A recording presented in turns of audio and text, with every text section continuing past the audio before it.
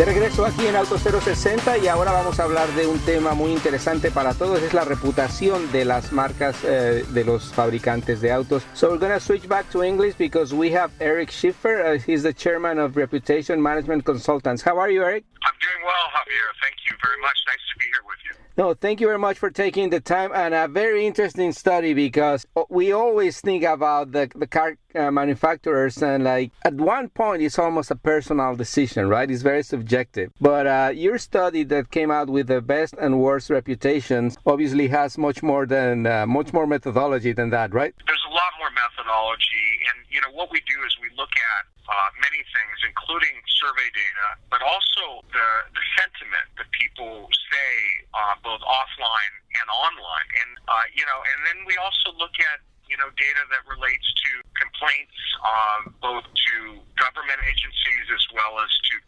consumer complaint sites, and we take all that into consideration to determine these reputations. And as you can see, Fiat, which owns many brands, does not have a good one.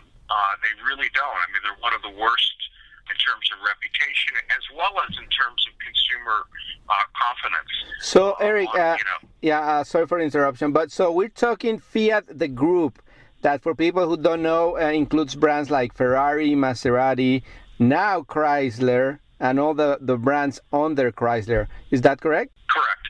And the brands that have the bad reputations are Maserati as well as Chrysler. Ferrari has a great reputation. So just to let you know, that they're the exception to the rule within the Fiat group, and I personally enjoy them as a personal brand. Not so it hurts me a bit to see this because I do like Ferrari, but these are the facts. Yeah, no, of course, and nowadays with all the data and information that flows freely on the web and like all these outlets, I mean, there's really no place to hide. And I mean, that's what people are thinking. I guess in the case of Ferrari, the Formula One team helps a lot, even though they haven't won in a while.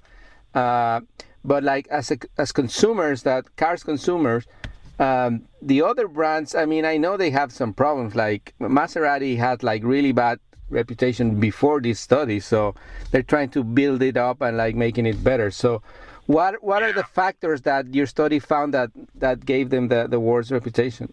Well, I think it was the number of complaints. You're right that Maserati certainly had problems even beforehand, but they have problems with reliability. They've got problems with just responding to customer complaints. On the flip side, Ferrari is the standout amongst the Fiat group, and I had actually toured the facility. They're very forward thinking. They've got one of the most revolutionary plants for a high-end sports performance vehicle of any organization around. And they're constantly testing and getting feedback from customers, and they're very responsive to customers. On the positive reputation side, you see, a company like, Toyota. You also see, a company like Tesla that is extremely forward-thinking. Fans of Tesla as well as consumers of the Tesla models love their cars, love it. They love the ride, they love the forward designs, they like the fact that they're helping the environment, and they like the image that the owner brings, which again is, he's a maverick, he's a visionary, and he's 3 steps ahead of everyone else. Yeah, and in this case, Tesla, for example, just recently, the 4th of July weekend, there was a horrible accident in LA. A Tesla Model S, broke in half, it hit a post, and unfortunately, the driver died. He had stolen the car, from what I believe, from the dealership. But all these things, as I was saying, all this free flow of information on the internet, it seems to me that it doesn't affect the people who really know the product, right? It doesn't. And, you're always going to have problems. You can always have one-off issues. But the thing with Tesla is there's transparency. Now, let's compare that against an organization like GM, okay?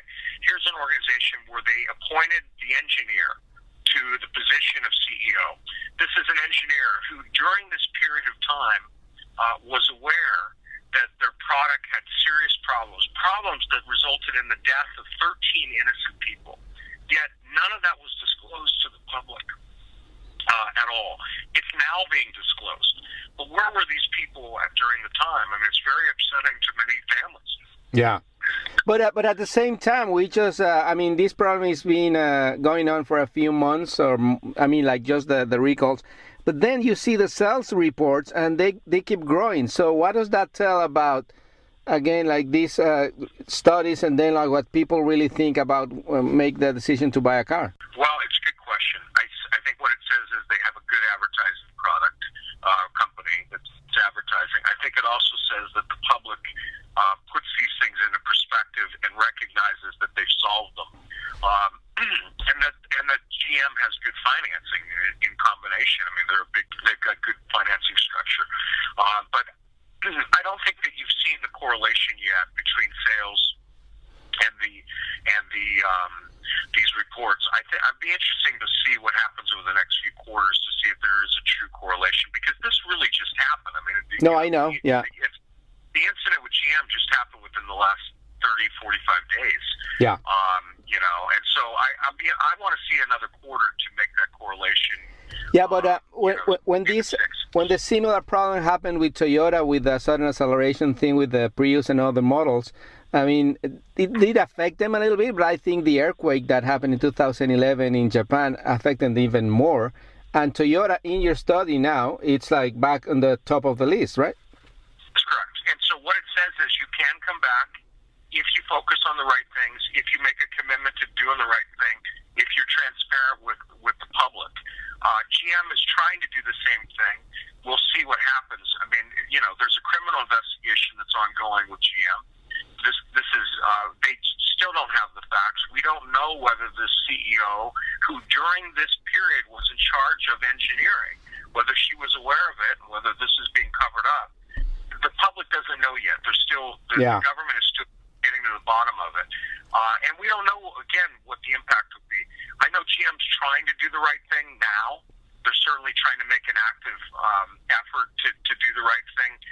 But do they have the right leader? Because if this leader knew what was happening then and was part of the cover-up, she must go. Yeah. Well, I mean, not to defend GM, but just like to give some facts. I mean, GM is a huge company, and like everybody has to understand that when a car is built, there's like hundreds of suppliers that provide the parts. But you're right. I mean, the investigation has to be going on and like conclude whatever they discover.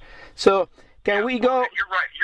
And you're right about the parts. My point is, if they knew that the parts were bad, yeah, and they either didn't change it or they didn't inform the public about it, then that to me is criminal. Yeah, no, absolutely. That to me, it requires that there's a change in leadership. Now, again, we don't know whether she was part of it or not. We just don't. And I mean, like, it's not the same situation, but when the Paul Walker accident happened with that Porsche Carrera GT, I mean, people were blaming Porsche, and like there were more elements of evidence there that probably it wasn't the car, it was probably the people who were there. But again, it's an investigation is going on. So going back to your report, on the best side, you also have, on the top of the best side of the best reputation for car manufacturers, you have Volkswagen, again, the group, Daimler Group, which manufactures Mercedes-Benz and smart cars, Tesla that you already mentioned, Ford and Toyota, right?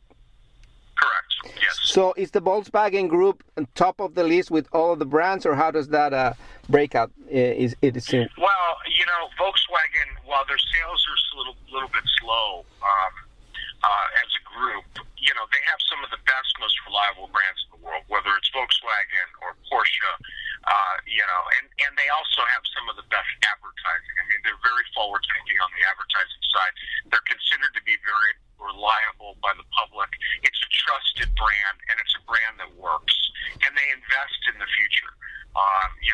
It's a smart organization. They get it, and they're not going anywhere. Same with the organization that owns Mercedes-Benz. I mean, this is an organization that's, again, invested in the future. They're constantly innovating. They know their customer. They know what the customer wants, and they're willing to give it to them. They're interested in innovating, and they understand how to brand well so that excellence comes through, not just in the product, but also in the brand image. Yeah, we're talking to Eric Schiffer, chairman of Reputation Management Consultants. And Eric, we only have like less than a minute here. Is there any way that our audience can look for more of this very valuable information on the website or something like that? Absolutely. They can go and follow me on Twitter at Eric Schiffer. That's EricSchiffer.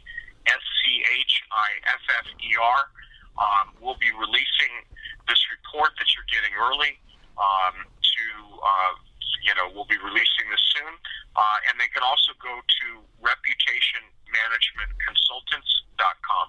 Okay, and if you have like 30 seconds to give an advice to someone who is looking out for the car, I mean, I know it's a tough talk, but what would you say? Absolutely.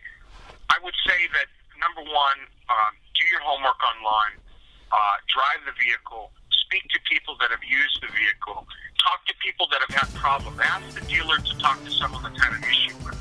And then at the end, go with your gut. Go with what excites you the most once you have all the facts. Excellent. Well, thank you very much. And again, there's always a ton of information, including, as he said, reputationmanagementconsultant.com. Thank you very much, Eric, for your time. Thank you, Javier. Bye.